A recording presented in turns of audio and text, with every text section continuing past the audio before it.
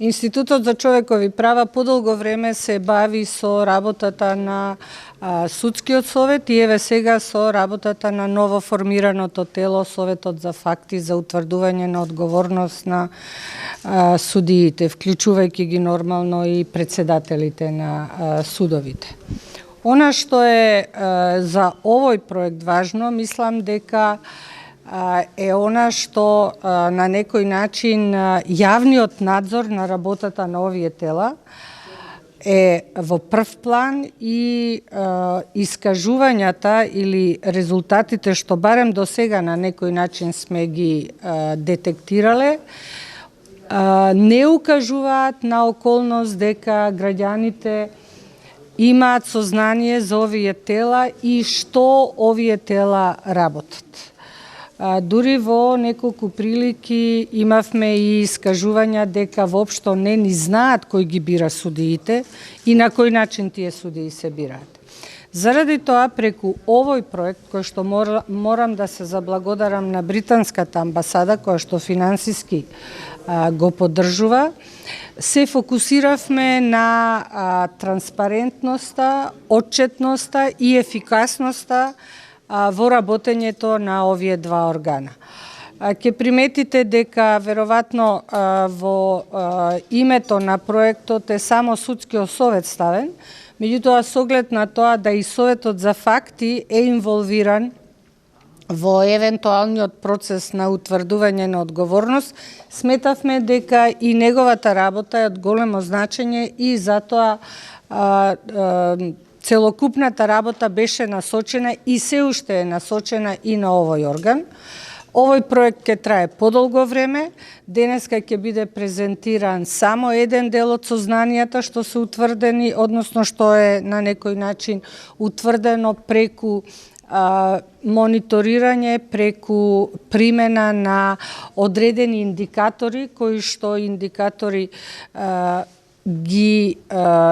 детектиравме, ги осознававме и преку надворешни експерти. Се надеваме дека самото сознание за работата на овие два органа ќе допринесе повеќе за неговата отчетност, за неговата транспарентност и за неговото ефикасно работење. Во исто време ќе се изготви една многу поширока анализа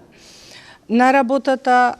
на Судскиот совет и на Советот за утврдување на факти, а сега има една пократка анализа која што фактички само го презентира постоењето на овие органи и која е надлежноста на тие органи. Институтот за човекови права, кога се бави со овакви анализи, секогаш на крајот од реализација на проектот презентира одредени заклучоци, аргументирани заклучоци и препораки кои што исто така се аргументирани. Во досегашното работење одредени препораки и заклучоци се прифатени, што покажува колку значењето на цивилниот сектор е на некој начин од улога во целокупниот општествен живот. И покрај тоа што вие сте сведоци на атакот на невладиниот сектор, меѓутоа тој невладин сектор и тој цивилен сектор треба сите ние да го гледаме како пријател на државата, а не како непријател. Од она што произлегува од работата на цивилниот сектор, секој може да има корист и во таа насока така и треба да биде тој третиран. Особено што во цивилниот сектор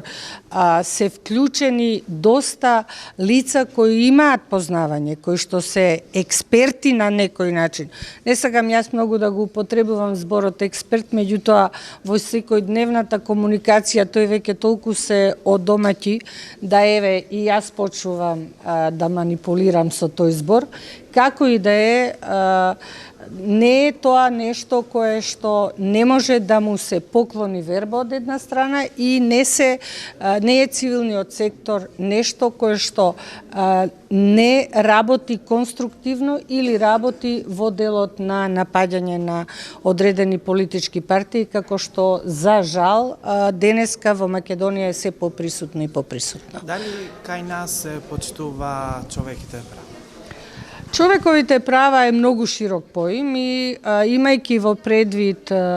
состојбата во Македонија, апсолутно дека не може да се каже дека човековите права целосно се почитуваат. Има проблеми, вие сте свесни дека Европскиот суд за човекови права има многу голем број на пресуди, споредбено со населението, во кој што пресуди е утврдена повреда на човековите права. Најголем број од тие се во делот на она што значи фер постапување, што е навистина недозволиво после толку години искуство судиите да прават такви грешки во постапките и да добиваме пресуди каде што е утврдено дека фер постапката не била запазена. Во исто време прашањето на притвор било разгледувано, селективниот пристап за кој што вака или така сите сме сведоци овие денови што се случува, и во исто време последната пресуда која што е најинтересна и најзначајна за вас новинарите е интервенцијата во слободата на изразување во делот на она што е ваша професионална обврска, а тоа да примате информации и да ги пренесувате информациите. Изворите знаете дека можете да ги заштитите, така да се ова на некој начин што се случува само упатува на заклучок дека човековите права не се респектирани во онаа мера во која што треба. И секако дека има ситуации каде што граѓаните дали од незнаење, дали од еден одреден несоодветен пристап, апликациите што ги праќаат до Страсбург им се враќаат и незадоволство и тука постои, меѓутоа треба да се детектира зошто е тоа така и да се оди она што е особено важно кон едукација и на граѓаните како такви и едукација на експертите, на луѓето кои што се занимаваат со оваа проблематика. Како ја поземувате говорот на омразата што го користат некои лица со јавни функции? Како тоа е недопуштено, тоа е недозволиво. Мене многу повеќе ме интригира и ме плаши нереагирањето од страна на државните органи, кога веќе сите ние на некој начин гледаме дека има во државата говор на омраза и дека тој говор на омраза вака или така не се санкционира.